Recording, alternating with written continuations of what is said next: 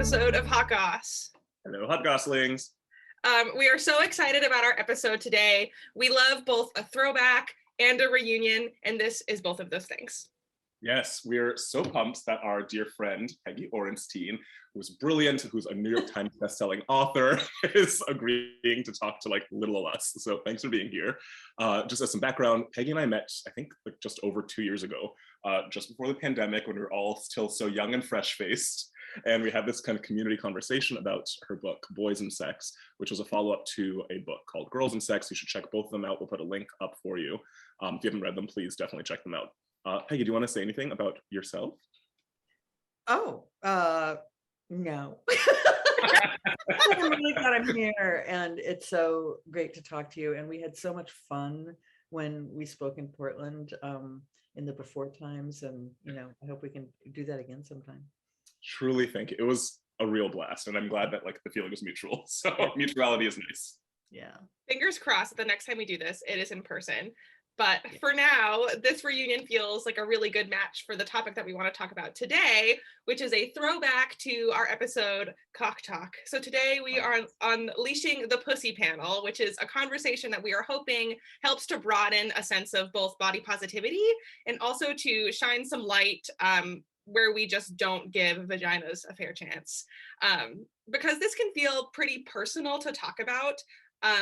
Armande, are there any ground rules or thoughts that we want to lay out before we kind of get into the questions?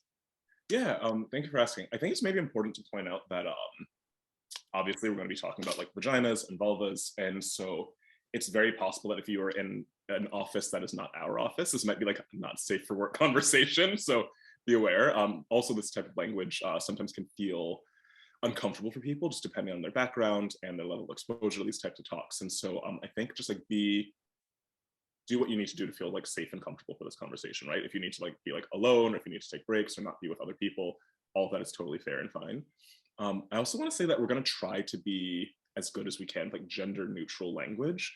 And we're going to also try to use like terms like people with vulvas instead of women, but we also might slip up occasionally. And I think that we're going to try really hard to like hold ourselves accountable to correcting it. But just be aware that like we might slip up and say that. And it's probably important to add that not all women have vulvas, and not all people with vulvas identify as women. So like we really want to make sure that like that feels clear and big. And we might occasionally use like women as a general term for folks who identify as like femme or female, or if we're talking generally about femininity, as opposed to like talking about anatomy, if that makes sense as a distinction. TLDR, we're going to try really hard to be inclusive. And please don't hesitate to also let us know if like you hear something that kind of hits your ear wrong or that you're confused about. Please like reach out later, and like we would love to have that conversation. So Peggy, do you have anything that you want to add? Yeah, I just want to say, like, when I started doing Girls and Sex I started reporting on that book in 2010 or 2011, this conversation was not happening in the same way then. And so it's very frustrating to me because I really got trapped in the gender binary with those two books, Girls and Sex, Boys and Sex, and they're pink and blue, which was a huge like fight that I lost on the covers. Although there's a lot more purple in the boys book for that reason, but in the cover, but I want to just acknowledge that I painted myself into a corner a little bit with that. And I was much more conscious in the reporting of it in the boy book than I was in the girl book as I evolved. But that is there. Heard. Thank you. Thank you both for that. This is kind of a standard classic speak about it opener question, but why are we talking about this, what we're talking about today? And what makes a conversation specifically about vaginas seem so necessary in our society? I don't know, Mackenzie. No. I don't know. In some ways, that was what launched me on the whole, what ended up being a, over 10-year project, was this sense that on one hand, as female identifying people, there was a sense that we could stand up and shine bright and were leaning in all over the place. But when I talked to people in their private lives, there was something else entirely going on around sexuality. And it was a sense that they could engage in sexual behavior, but that they were entitled to that, but weren't entitled to enjoy it. And a lot of that arose from misunderstandings, shame, anxiety, that the whole culture and that they had absorbed had projected onto vulvas and vaginas. And even when you think about the sort of language of it, what are the root words of these words that we use, of the medical terminology that, by the way, doctors never actually learn about in medical school. But we learn, we're not using the word pudenda or pudendum, but that's one of the words that comes from the word shame. That's what that word means. Oh wow. Shame. Vagina comes from the word for sheath or scabbard of a sword. So it comes from the idea that what it is there for is to be a receiving thing for something, poking into it. And vulva, actually, I was going to talk about, why we never even use that word for the most part, which maybe we can get into a little bit later. But that word actually means womb. So it doesn't even, I always say, let's say vulva instead of vagina, when that's what we mean. But even then we get sort of a little bit twisted up, because it doesn't mean what we think it means. It means womb. So it goes back to being about reproductivity and not about its contribution to our pleasure and our joy. That's so fascinating. I think that words are always so interesting. It's like makes as a guy that works at a company called Speak that thinks words are interesting, but I think that words are fascinating. And like that piece about vagina meaning sheath, right? That it's like it is not whole in of itself, right? It's an accessory for something else, and like that's really telling, right? In the way that society handles a lot of these things. Yeah. Thank you for like putting that in historical context. Well, and one thing I think about all the time, I have a friend who's a human development educator in a school, and she always says, why do we talk about when we talk about PVI, why do we talk about a penis thrusting into a vagina? We never talk about a vagina wrapping itself around a penis. Yeah, like how would that active shift our language idea, right, of what that activity meant, what that behavior meant, and how it should be engaged in, and what it means to the people participating in it. And it's what it means to the people participating in it, right? It fundamentally changes what you think your role is, right? When you're like, you've heard your entire life, like, oh, this thing enters me and not like I envelope this, right? And so it's just like a very different level of activity to it. So I love that. There's also a piece of me that thinks of, again, like with this company being Speak about it, you can't have like an open, honest conversation about anything if you're speaking about it with shame, right? Or at very least, if you're not actively trying to figure out how can I incorporate bravery into like this like sense of shame that I'm feeling in that moment. And we have so many like hush whispers when it comes to vaginas and vulvas. And it's like, in the best cases, it makes like a really toxic silence happen. And in the worst cases, there's like active shame and right. Really and misogyny. Yeah. Yes. And so, and it's really hard because society feels like it has this like huge value for like vaginas insofar as they're like useful and productive tools to other people, but it's also fundamentally terrified of them, like when there's like agency given to them in and of themselves, like be it just like power, like be it like power or pleasure, right? And so I remember like when I was a younger person, I was like actively terrified when like my like mom would come back from the store and would like have like pads. I'd be like, no, I can't touch that. It's weird. Like, I don't know what I thought would happen if I thought my penis would like retract into me, but it was just like scary to think about it. And like talking to like other young men, right? And then like that's progressed into their like teenage years, or some of them into like their 20s. And I'm like, that's a long time to be like afraid of a body part that like a lot of people are trying to interact with, and all of us like not all, most of us have interacted with like coming out of the womb or in an intimate context. It's wild. Or even like in songs and TV, like you see all these references to like these men that are insatiable, that love women, that are so straight, but also like refusing to go down on their partner, right? And like not wanting to provide pleasure for them. Well, that was a really interesting thing with when I was writing the books, the young women that I spoke with would talk about the whole issue of the lack of reciprocity in oral sex, and how there was a kind of presumption that, and here I'm going to say girls, people, because it was definitely, this thing was a thing around cis het girls going down boys, and thinking, that was no big deal, but there was very little reciprocity. And some of that was, the boys for sure, but some of it was the girls themselves and their own sense that their vulvas or their vaginas were simultaneously like icky and sacred. It was sort of a weird combination. And so I got really fascinated by this, in addition to word gestures. So when they would talk about their experience with boys, they would do they would gesture the shoulder push, which lots of issues around the shoulder, you know what I mean, right? That. But when it was an unconscious thing. So they would say, they are going down on boys.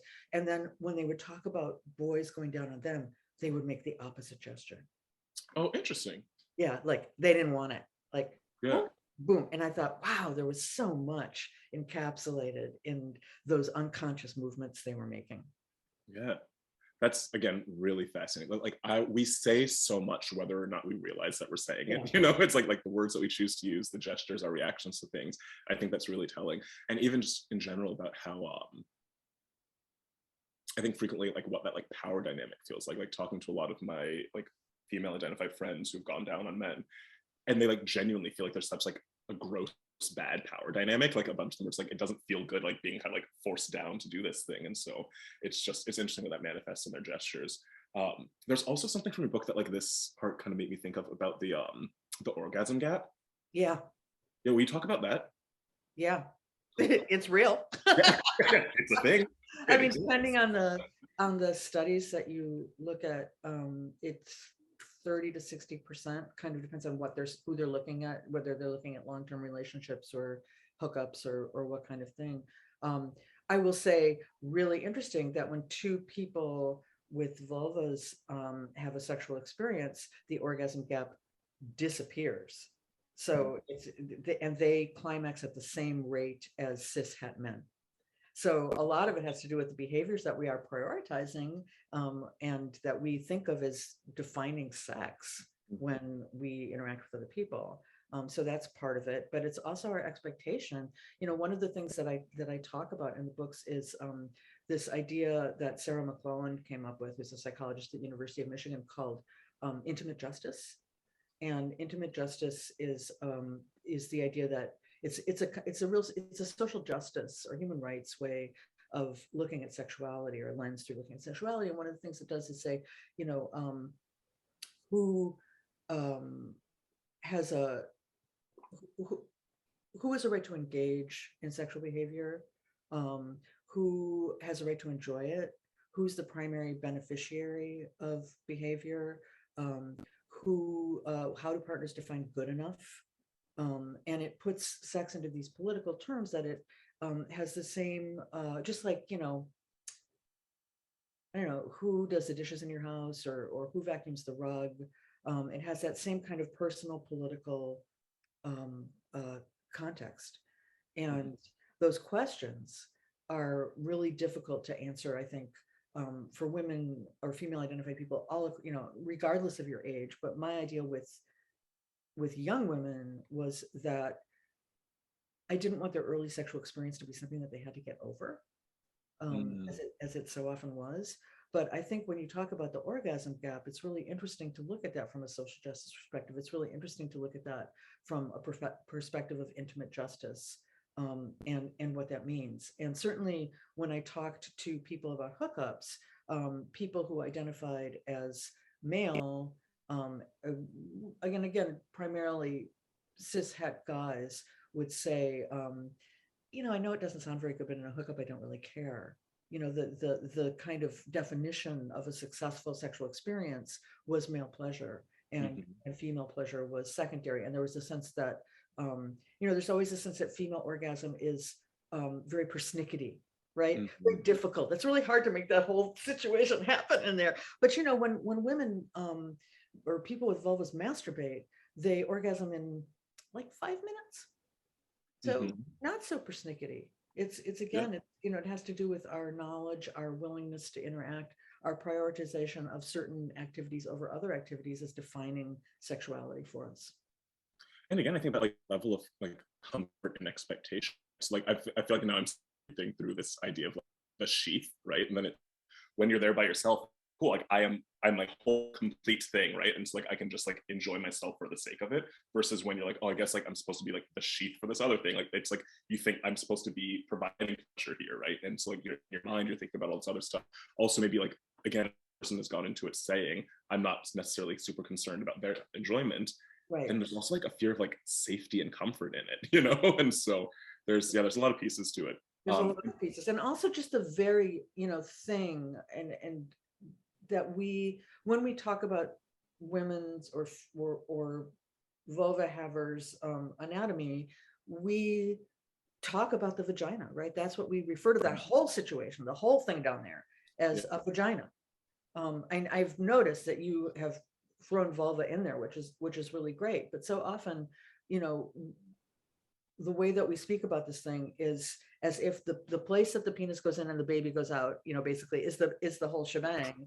Yeah.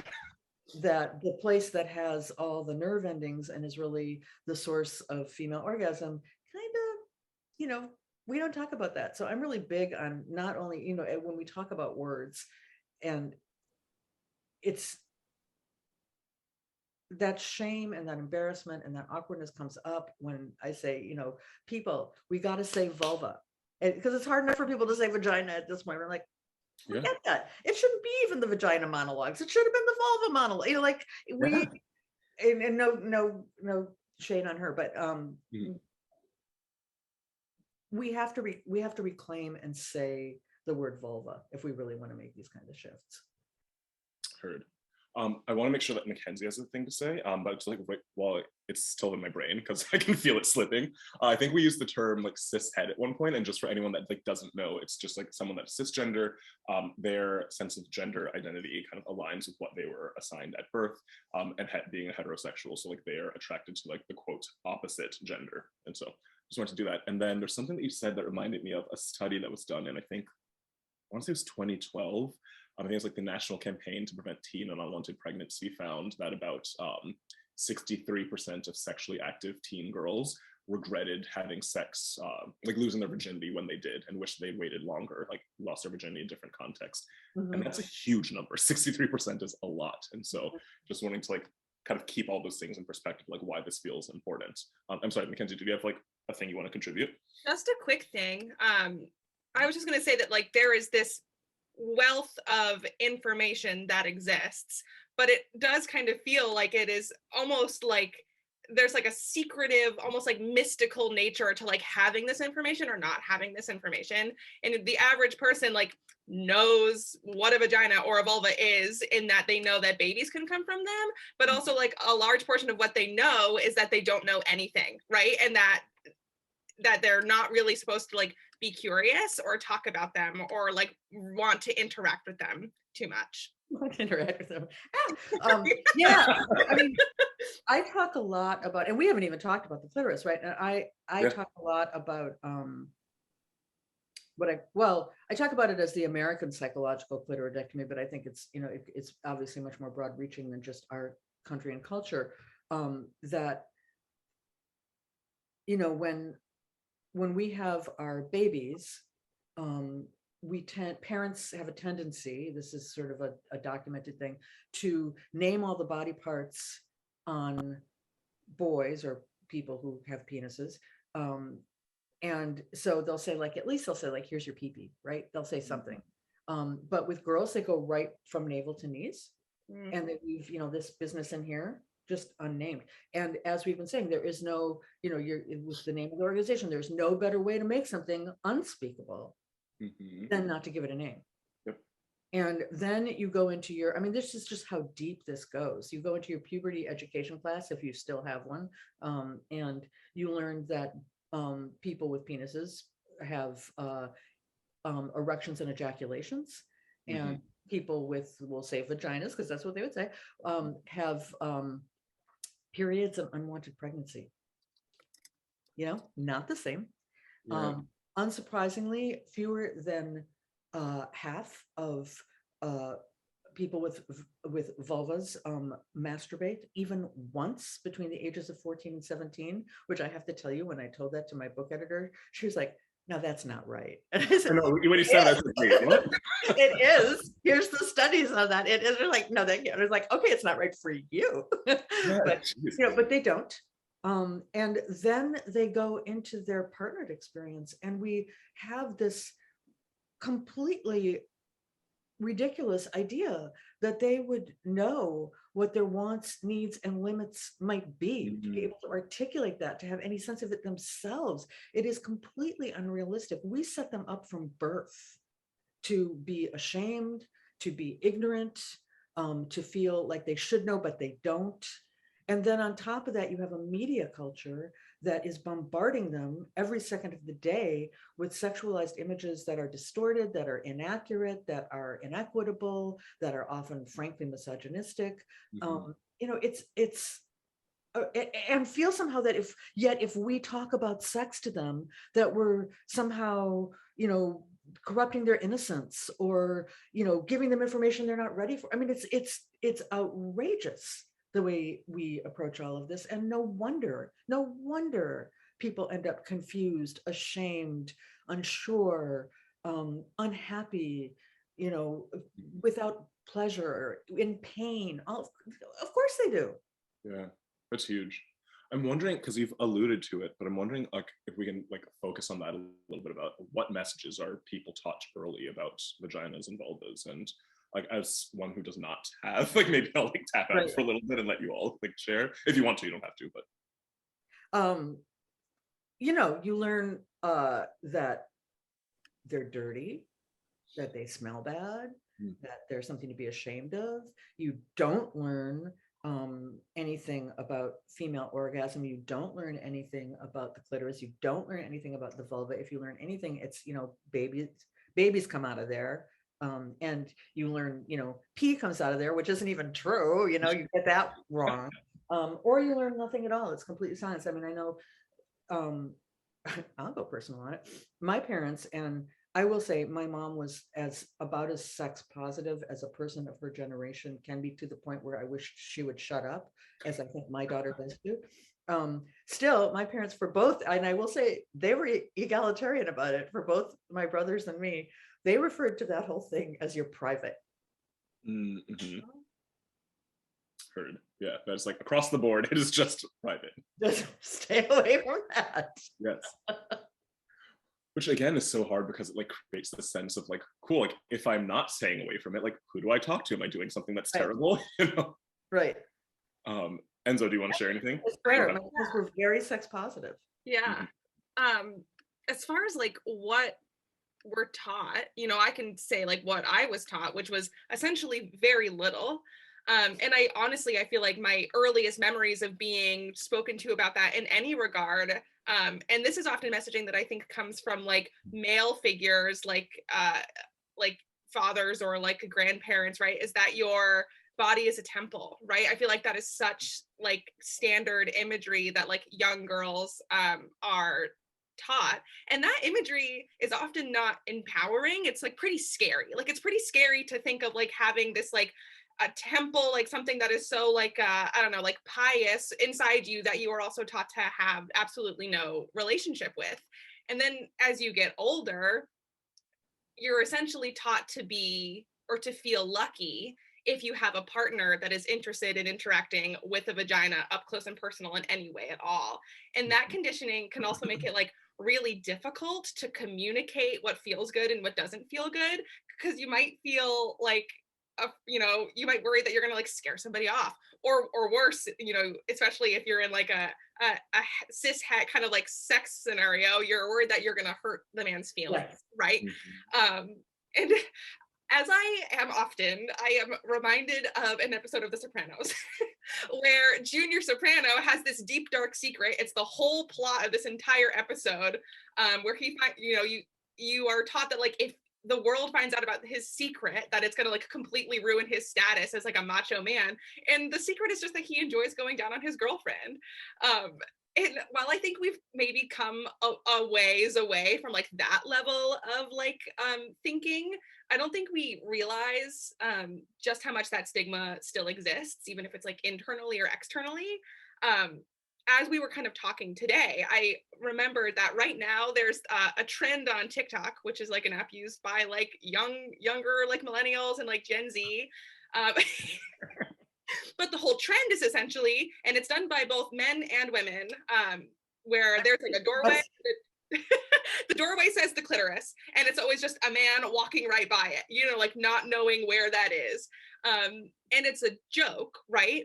But it's a joke that like obviously is signaling this is still a problem, but it's also a joke that like makes light of and like reinforces that expectation. And so we're all making this joke and in on this joke, but are we teaching the solution to the joke? Like, where is the information? Like, how are we going to give the information to people so that we don't have to continue making this joke all the time? It's like so heavily ingrained in like even like young people's expectations of sex. Yeah. That's so interesting. There's a piece of what you said that reminds me of like kind of like a lot of the ethos speak about it, right? That like looking at pleasure as a violence prevention tool. Because it's like if you were looking for this like other person's pleasure, theoretically you're not assaulting them, right? Like they're doing a thing that they're like actively excited about. But it's also like the best way of being good at sex. And like that reminded me of a friend who just recently got engaged to his girlfriend.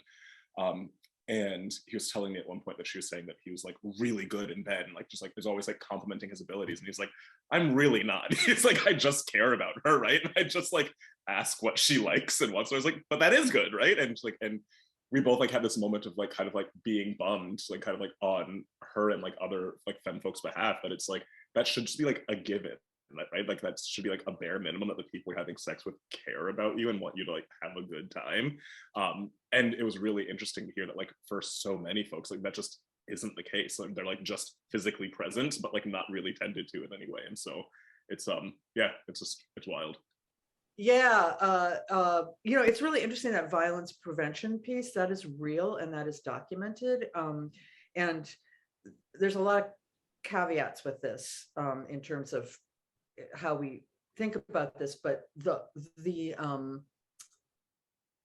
only, okay, so it is not up to people not to be assaulted. It is up to people not to assault. However, we also want people to have every tool at their disposal to protect themselves. And the only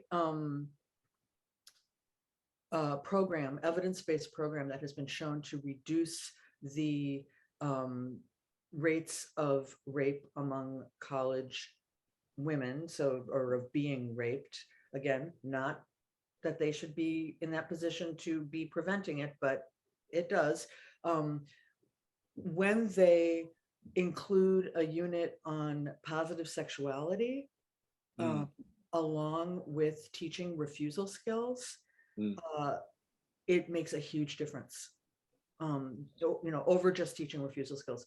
And the reason is that sexual assault often starts with low-level coercion.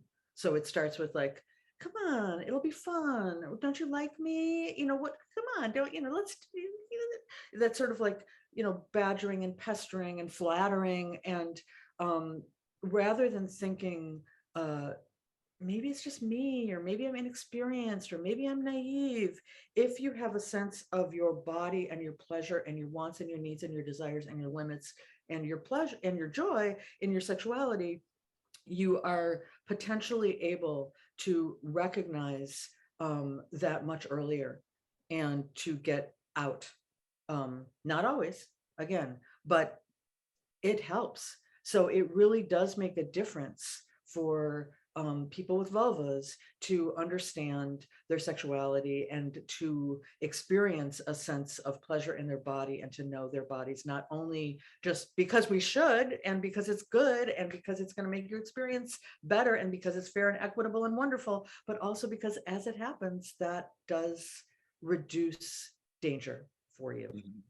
That's what I tell parents who like freak out when I say, yeah, your 14-year-old needs to know what her clitoris is. Yeah, which like we get that thought often.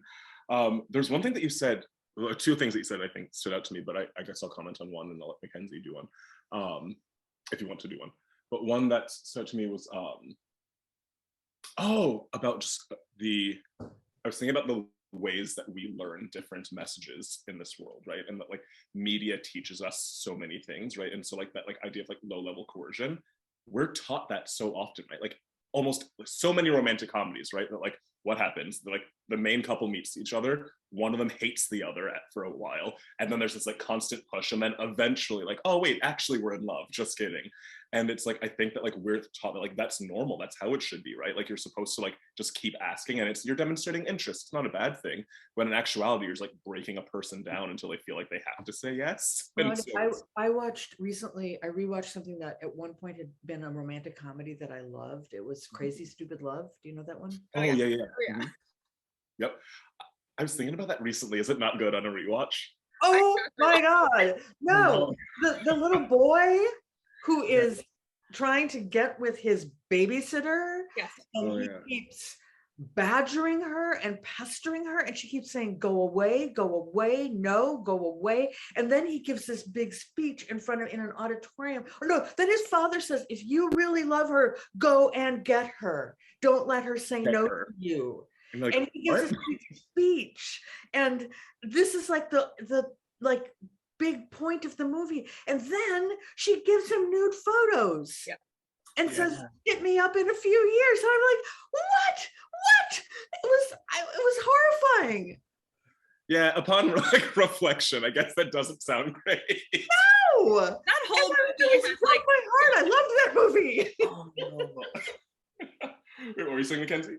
oh, I was just gonna say, I feel like that movie is like riddled with stuff like that, like the whole like, pickup artistry and like all of this stuff, like and also the whole bit where, you know, is it Steve Carell and it's Emma Stone, right? And like she's actually his daughter, and once he finds out that like his daughter is actually going out with like his best friend, you know, like then all of the things that he is learning and he's doing is bad because it's at the expense of his daughter interacting with them, you know. And I just think it reinforces, you know, as we've kind of been talking about, like if we don't teach people with vulvas about the clitoris or about like all of these things as harm reduction, like you will inevitably have like some sort of really like intense like shame like built into like your makeup that is going to have like intense lasting impacts like on your life. Like I feel like it's such like a cliche that I think like you hear all the time where it's like a girl will like become like aware of like the clitoris in like a weird like way like during their childhood, like, you know, like the whole bit where it's like you're climbing a tree and like suddenly you're like, what is this feeling, right? Or like you're near a washer and dry and you're like, what is this feeling?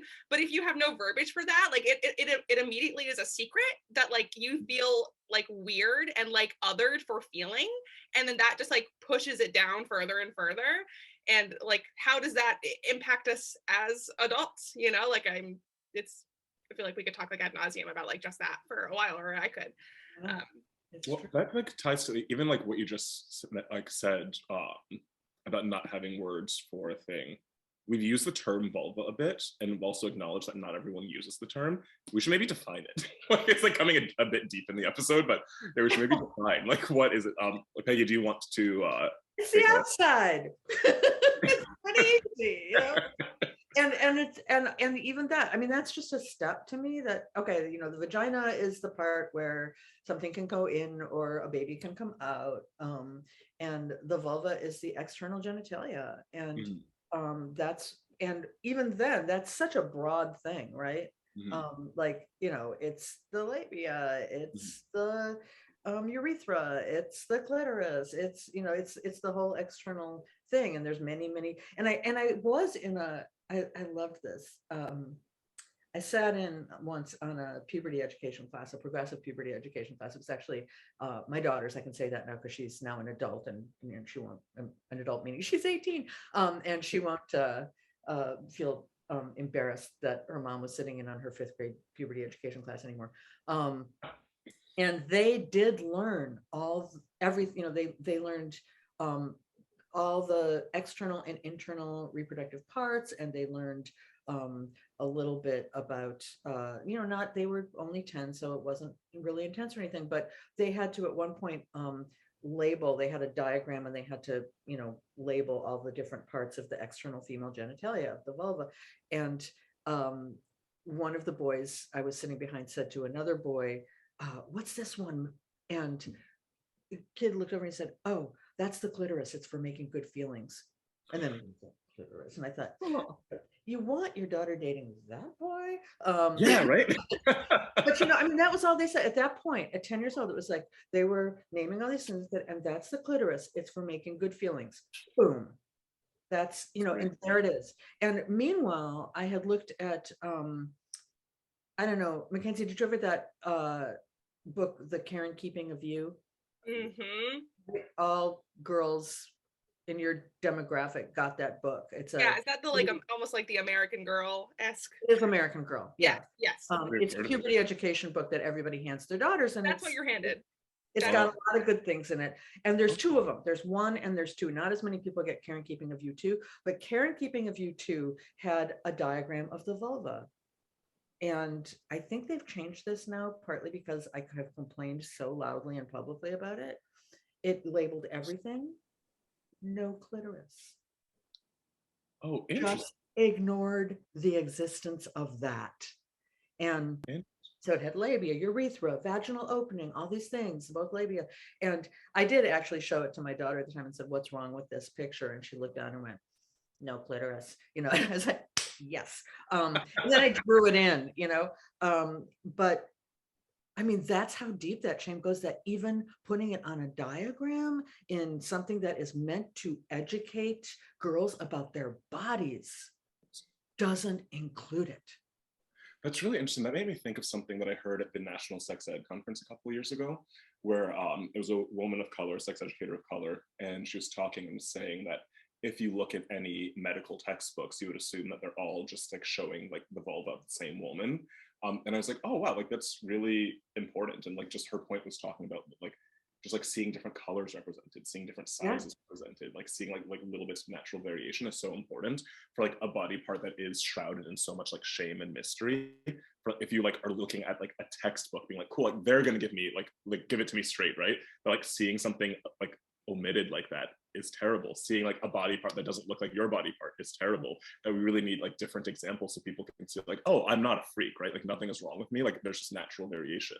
That's so true. I mean, we could do a whole thing on medical school and what they don't learn, but about the female, about vaginas and vulvas and, women identified bodies, which is one of the, I just did a talk actually at the University of Minnesota, which is one of the only, maybe the only medical school where they have a whole unit on anatomy, sexual anatomy. And they do learn like, hey, guess what? That little tip of the thing on the vulva is not the whole clitoris. That's just a little teeny piece of it. And, all the things. But wait, what did you were just saying? A lot. And even, even with I think that has been exacerbated, that issue, partly because of the easy access kind of pornography that young people can access. The free, not we could talk about queer pornography or feminist or all this kind of stuff, but that's not what they're getting. And that shows this one kind of vulva over and over typically, and that has kind of reinforced that sense of shame and it should look this way, and removal of hair. And I often will say, there's certain, there's a bunch of these things, but one of them, the one that always sticks with me was the Great Wall of Vagina, which again should be the Great Wall of Vulva, but it was an artist who took, did plaster casts of 400 women's vulvas and just put them up on a wall.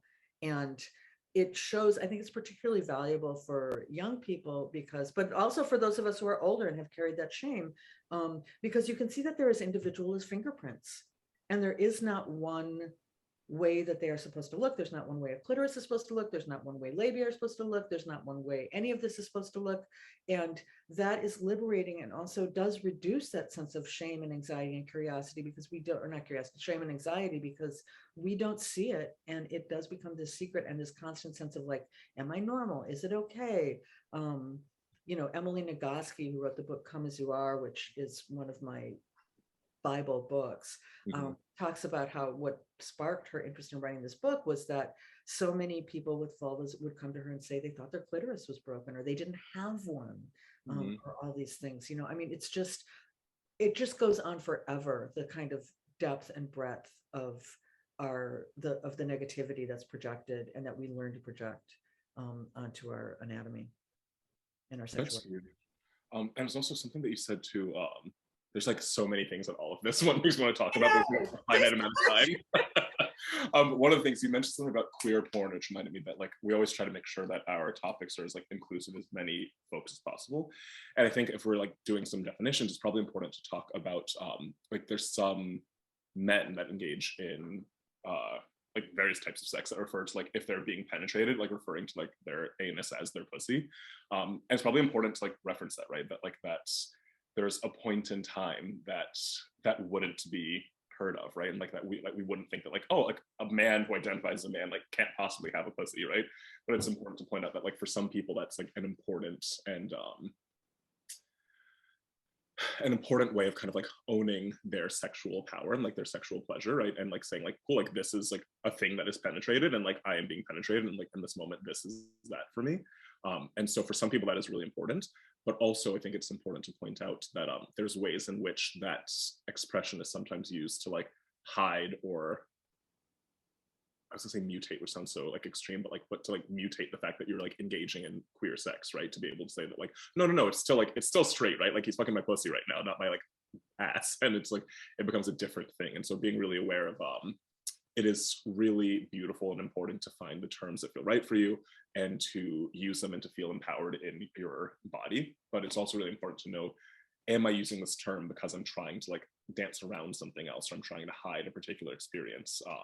And so just being aware of that and also being aware of like talking to your partners about like what word feels sexy for you and for this thing that we're doing right now, because we all enter this world with so much baggage.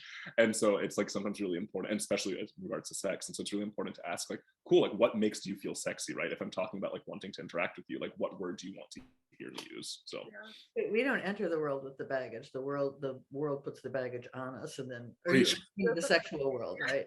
Yeah. The things that is so that Emily talks about, that I love, Emily Nagoski, that she talks about sort of as if our sexuality is a plot of land, it's like a garden, and for much of our early lives, other people are planting things in our garden, and then there's a certain point where it's yours, and you have to look around and go, wait, I don't really like the way that plant looks over there, or I don't like it at all, or this is a weed patch, man, this is killing my garden. And you have to, really consciously, you can't just let that garden just, run with it. You got to like figure out your garden. I love that. Mm-hmm. I love that. Something like popped for me, Renee, when you were talking about kind of like the reclamation, or like using like pussy as like an empowering term. And like, I feel like there's so much like nuance in that, and it's maybe like that could be like a whole other episode. But I also wonder like who is feeling comfortable to use that term like in an empowering like sexual context. Because I feel like a lot of the time, like, growing up like with like a vulva or a vagina, like the only time like or the first time you hear the word pussy, it's like as an insult, right? So like there's still like a lot of like stigma around like reclaiming that verbiage. And I know that it's like, very different for everybody, and like some people are there, but I think that there's like a lot of like people who are very much not there, and like that word is still like really tickly like on the tongue. Like I guess that's probably not the best way to put that, but not a bad way though. Not mad, tell me more. But it like prickles stuff, it's I feel like there's a lot of like still like a lot of discomfort with even like that word at all. Just interesting. Yeah. So maybe that's and then also like, what does is it kind of be used as a way to again sort of obfuscate, does it become another word for that sheath thing, as opposed to the vulva, the clitoris, all these, like, how do we find words that don't feel clinical, that feel intimate, and also help us it's complicated, express what we need, and you can't undo millennia of attempts to make us feel bad and shameful in a minute, but lovely if you could do our bit. Well, I guess like that's like feels like a good place to like maybe like wrap up. So we always like to like end with our takeaways. And so do we each have like a 30-second takeaway that we want people to have? And maybe like let's like tailor it to like how can people be more confident in having conversations about like vaginas, vulvas, vaginal health? I don't. Sorry. No, go ahead. Go ahead. Yeah, I was gonna say I don't have like any like advice, right? But I am curious to know, like, for people who are watching this, what are some, I know that we've all got like our suggested like reading and like that kind of stuff. Like, what are like, maybe Arunde and Peggy, what are 3 like pieces of media or books that if somebody was curious to like broaden their understanding of this topic, what would you recommend that they do? Yeah. Girls and Sex. Yeah. Peggy Orenstein. Good. I actually have 2 that I are sort of biblical to me. One is for sure Come As You Are, which is Emily Goss's book. I mean, that is indispensable for everybody, not just people with vulvas, but everybody who's going to interact with one ever in their lives. In a wants that to be in a pleasurable way. And the other is Heather Carina's book. Do y'all know Heather Carina? She does the website Scarlet Teen. Oh yes, that's why it's familiar. Yes. And she also she has her book that I think of as really being like the bodies ourselves for a new generation kind of, and is it's SEX, the S period, E period, X period. And then I always forget it's got this really long subtitle. It's something like an all you need guide to getting you through your teens and 20s or something like that. But I think it works for well beyond that. But if you can remember any part of that and Google it, you'll find it. It's on my website also, which is my name. And I think, that we can sometimes put pressure on people to feel like they should be able, I personally should be able to, transcend this. And I personally should be able to, have orgasms quickly and easily. And if I don't, it's a personal failure and, all this kind of stuff. I don't want to do that either. I don't want people to feel that, that if they can't immediately or even ever completely, transcend all of these feelings that are inculcated within us, that they are bad, wrong, or inadequate, because that's not true. And what I hope is just that we can raise our awareness, that we can start where we can start. Start where you can start. Try to get to know your own, do this, get to know your own body as much as you can. See how you can relate to your own body. Emily has a really wonderful TED talk about looking in the mirror that is wonderful to watch and to learn from, and just be compassionate with yourself as you go on this journey, and to try to learn, regardless of whether you're a vulva owner or somebody who's going to be interacting with one, and to try to communicate when you can, how you can, just the more you try, the more you can. That's what I've learned. It's not like it was, I don't know about you two, but it's not like it was natural for me to go on to YouTube and start talking about pussies and vaginas and vulvas and clitorises, or it was not at all. But over years and time and thinking and working, it gets easier.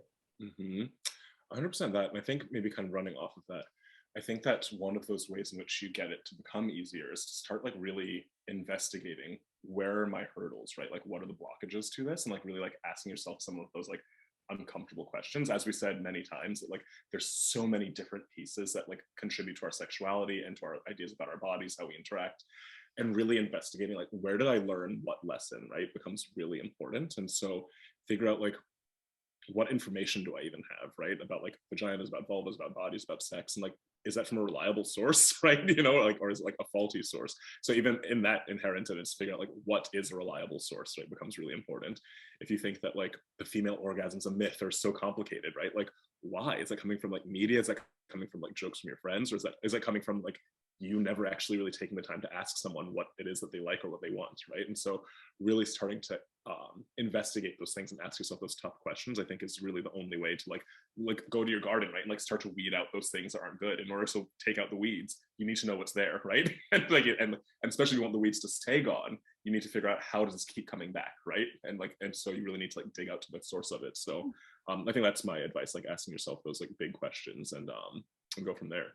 I'd also say there's an opportunity, for those of us who either have children, will have children, interact with cousins or nieces or nephews or nibblings or students or whatever, that we have opportunities to change these narratives in how we communicate around these things, how we teach. If you are in a position that is safe and okay with a a niece, nephew, cousin, whatever it is, that allows you to have conversations with them, you can help them start that self-interrogation at a much younger age. And wouldn't that be good?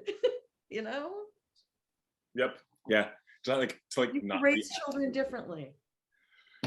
That's a whole other one, right? Like ways in which we're doing children a disservice. That's gonna be our next one. Honestly, thank you so much for being with us today, Peggy. This conversation is great and feels like there's more that needs to happen. So maybe we'll have another, but it's I really appreciate it. It's always a blast to talk to you. It's an absolute joy to talk to the two of you. Thank you. Almost like someone should be writing books about this. And again, we are going to put some links to Peggy's book, so that way folks can read and help to support writing more books. So, all right, thanks. Bye, hot goslings. We'll see you next time.